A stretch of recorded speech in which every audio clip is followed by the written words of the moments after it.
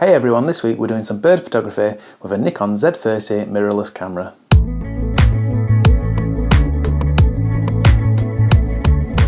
So if you saw any of my recent videos from Norway, you might have heard me talk about the fact that the main video camera we use for the channel, the Sony ZV-1, was having some problems.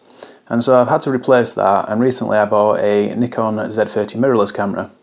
So this is going to become the main camera now to record videos. But before I put this into action as the main video camera, I thought it would be quite fun, a bit of a challenge, and interesting to see how it performs as a still camera. And what better challenge than to do some bird photography. So this is absolutely not the camera that would come to mind if you were to choose one to do bird photography. I paired it with the Nikon 300mm f4.pf lens.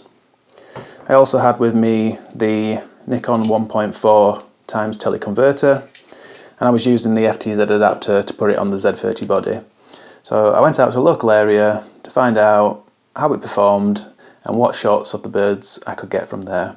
So I didn't have Andrea to record the footage, unfortunately. It's just me with the GoPro. I know that's not ideal for bird photography. Hopefully you can see the birds, and we'll take a look at that footage now, and I'll talk over it and tell you a little bit about what I'm doing and how I'm setting up the Z30. Okay, so firstly, don't do what I did and wait until you get all the way to your location to find out you need to update firmware. I got all the way there and turned the camera on. I was using the Nikon 300mm f4.pf lens, which is an f-mount lens, and that meant I had to use the FTZ adapter with the Z30. And it turned out that the firmware in the FTZ adapter needed updating, so I had to drive all the way back home, download the firmware update, put it onto the camera, and then drive all the way back, and the footage you're seeing now is the second attempt. So I'm here at a local reservoir. As you can see, it's midday light, or it's late morning, but the light is quite bright, which means I don't really need to worry about ISO. But we potentially might get some harsh shadows.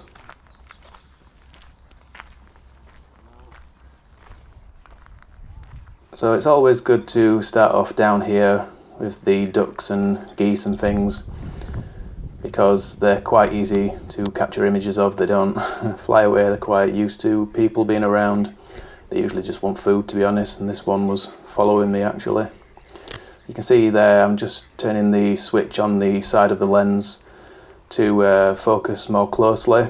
It was set to infinity before, and because it was so close to me, I was setting that to be within 3 meters focus distance. Okay, so carrying on now, you can see just in the distance on the water there's a heron, but I'm a little bit too far away here with the 300mm. I do have the 1.4 times teleconverter with me, and I will be popping that on shortly because I realised that the 300mm wasn't enough, even on the crop sensor body. So I was mostly shooting wide open, that's f4 with the 300mm, and then using the teleconverter, that's 5.6. And then I was just adjusting my ISO until I got the shutter speeds that I wanted. Some people like to use auto ISO. My preferred method is just to adjust the ISO manually.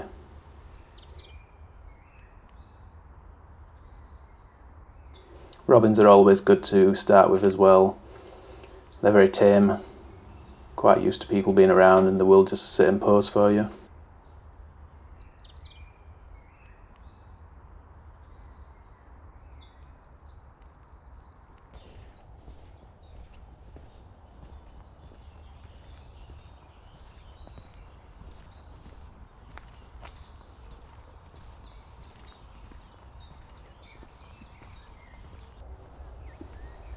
So this is usually quite a good area. You can see quite a lot of activity down here. But I'm usually here in the early morning, and at this time I didn't really see much. So I didn't really stay that long here.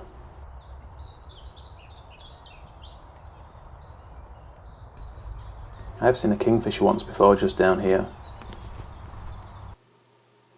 I'll speed things up a bit because I didn't see much down here.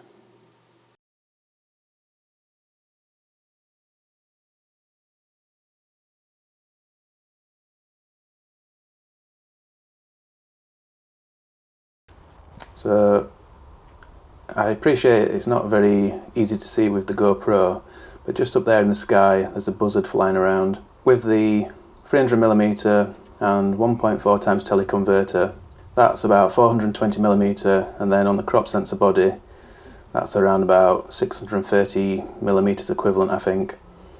And it did a fairly good job of capturing that buzzard. There was some decent detail considering how far away it was and how much I had to crop in on the image. Focusing seemed fairly good. I was quite surprised with this camera how well the focusing worked. It does tend to latch on and keep fairly good focus considering it's quite a small budget camera. So I'm using continuous autofocus. Obviously that's really useful for birds. And I'm also using dynamic area autofocus. So that means I'm using the buttons on the back. It doesn't have a joystick, but I am using the left, right, up, down pad to move a square area around, and that's got a pinpoint focus point in the middle, but around that point it's got a number of areas so that if the subject moves out of the pinpoint focus point in the center, it will still try to catch focus on those outside points. So here's a little tree creeper, quite a lot of shadows, and I wish I'd just got the light shining on his head rather than the side of the body, but I did like the light on it and quite happy with that shot.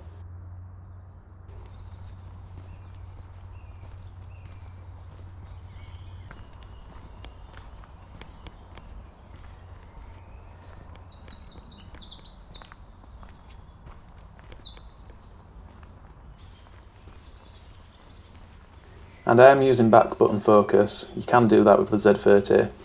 I've talked about how useful that is for bird photography, and I'll put a link up top to that video here.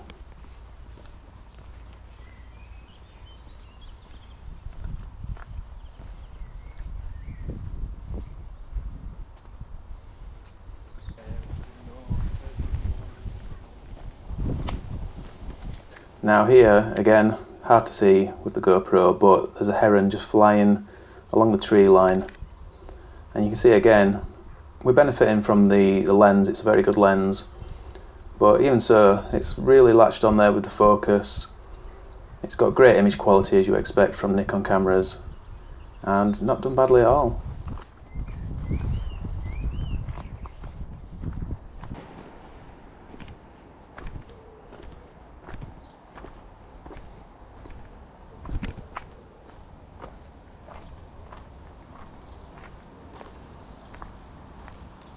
It's such a small, lightweight camera. It's really nice to walk around with, and particularly with this lens because it's a really light, relatively light for a telephoto lens.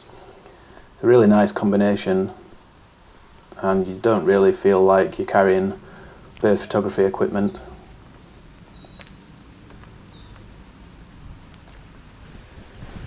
I really did miss the viewfinder though. Sometimes because the light was quite bright, it was difficult to see what was happening on the screen on the back.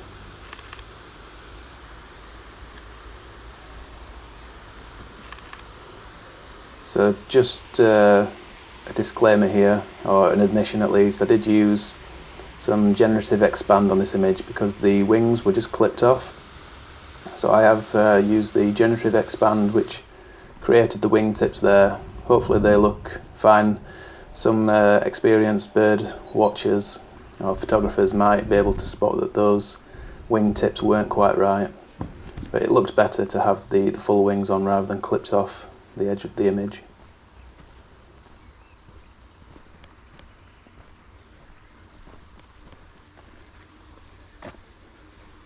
And then finally just a little shot of these swans.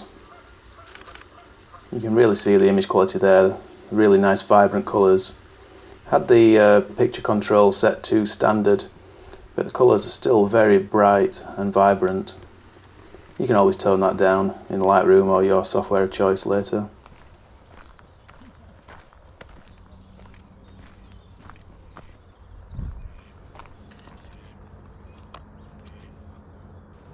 So that was the little walk. Heading back now to the van.